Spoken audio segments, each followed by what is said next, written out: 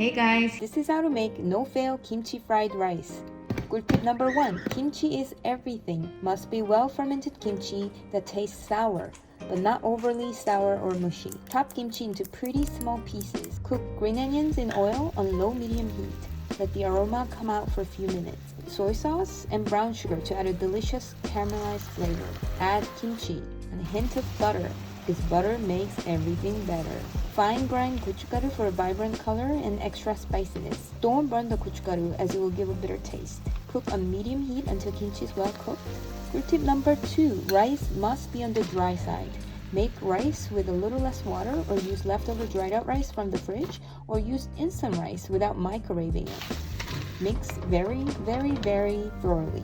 Good tip number 3. Adjust your kimchi. Every kimchi tastes different. Salty? Add more rice. Bland? Add a little soy sauce or some kimchi juice. While you're at it, take a shot. Fried egg is a must. Come on, you can do it.